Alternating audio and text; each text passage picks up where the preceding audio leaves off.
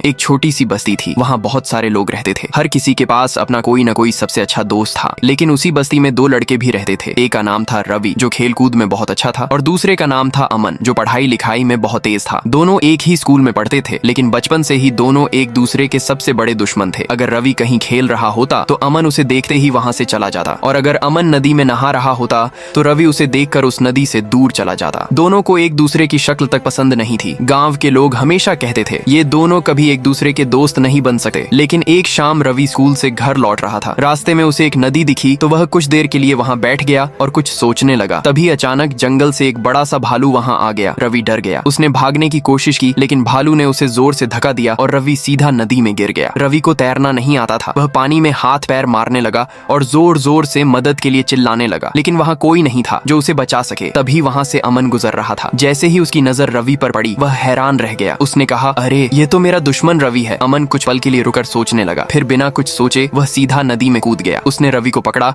और बाहर खींच कर ले आया। काफी देर तक वह रवि को होश में लाने की कोशिश करता रहा। कुछ देर बाद जब रवि को होश आया तो उसने देखा कि अमन उसके सामने खड़ा है। रवि की आंखों में आंसू आ गए। वह बोला, अमन मेरे भाई, आज अगर तुम नहीं होते तो शायद मैं जिंदा नहीं होता। धन्यवाद। उस दिन के बाद सब कुछ बदल गया। रवि और अमन दोनों एक दूसरे के दोस्त बन गए। दोनों साथ बातें करने लगे। हर सुबह साथ स्कूल जाते, साथ क्रिकेट खेलते और साथ पढ़ाई भी करते। स्कूल के सारे बच्चे हैरान थे। वे कहते, अरे ये दोनों कब से दोस्त बन गए हैं। अब हर सुबह दोनों साथ नदी पर जाते और नहाते। दोनों अपनी जिंदगी में बहुत खुश थे। लेकिन एक सुबह सब कुछ बदल गया। दोनों नदी में नहाकर घर लौट रहे थे। रास्ते में हंसते हुए बातें कर रहे थे। तभी अचानक सामने से एक तेज रफ्तार ट्रक आ गया। अमन ने तुरंत रवि को जोर से धक्का दिया। रवि सड़क के किनारे गिर गया और बच गया, लेकिन अमन और ट्रक की भयानक टक्कर हो गई। अमन बहुत बुरी तरह घायल हो गया। रवि भागकर अमन के पास आया। उसने देखा कि अमन जमीन पर पड़ा हुआ है। रवि रो रो कर उसे होश में लाने की कोशिश करने लगा। फिर वह उसे तुरंत अस्पताल ले गया। रवि डॉक्टर से रोकर बोला, डॉक्टर साहब कृपया, वह मेरा भाई है, उसे किसी भी तरह बचा लीजिए। डॉक्टर ने तुरंत इलाज शुरू कर दिया। पूरा गांव अस्पताल के बाहर खड़ा था। सब दुआ कर रहे थे कि अमन बच जाए। रवि की आंखों से आंसू रुक ही नहीं रहे थे। कुछ देर बाद एक डॉक्टर बाहर आए। उनका चेहरा उदास था। डॉक्टर ने धीरे से कहा, मुझे माफ कर दो, हम तुम्हारे दोस्त को नहीं बचा पाए। अब वह इस दुनिया में नहीं रहा। ये सुनते ही सब लोग सदमे में आ गए। सबकी आंखों में आंसू आ गए। रवि धीरे धीरे अस्पताल के कमरे में गया। उसने अमन को देखा और रोकर बोला, भाई मैंने तुम्हें गलत समझा। तुम कभी मेरे दुश्मन थे ही नहीं, तुम तो मेरे भाई थे। उस दिन रवि और पूरा गांव जोर जोर से रो पड़ा, क्योंकि आज उन्होंने गांव का सबसे अच्छा लड़का खो दिया था। उस दिन के बाद रवि गांव छोड़कर चला गया और कभी वापस नहीं आया। लेकिन आज भी जब कोई अमन की कब्र पर जाता है तो वहाँ फूलों का एक गुलदस्ता जरूर रखा हुआ मिलता है। कुछ लोग कहते हैं रवि आज भी हर शाम वहाँ आता है और रोते हुए कहता है, भाई तुम्हें भूलने की बहुत कोशिश कर रहा हूँ, लेकिन तुम्हें भूल ही नहीं पा रहा, क्योंकि तुम सिर्फ मेरे दोस्त नहीं, मेरे भाई थे। तेरा यार हूँ